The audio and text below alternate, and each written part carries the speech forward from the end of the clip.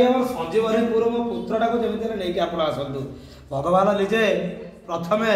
दीर्घ निश्वास छाड़ी कहले आहा गुरुदेव कि कथा आप कहते आपण गुरु होकर शिष्य को एमती जिन मागुंट शिष्य दे पारे ना गुरुदेव कहते आप तो देवता तो आप कौन मुझे जानी आउ किए न जानतु भक्त को भगवान जमी चिन्हती से भाया भगवान को स्वयं भक्त चिन्हे तो आपण को कौन कहबी आप कहीं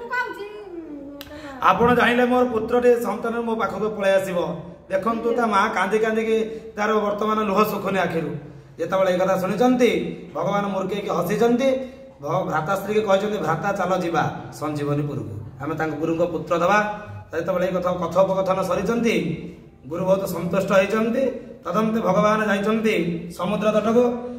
आया जानवे गुरु बोला तुम मोर पुत्र कष्ट मोहर पांच पुत्र जंत मते नेला कौन से प्रकार मोर भक्ति न घाला जलर भीतर नहीं पुत्र को भरिला जब मोर पुत्र शोक से मने न घेला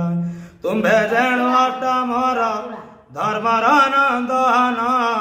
संजीवनीपुर पुत्र दिया हो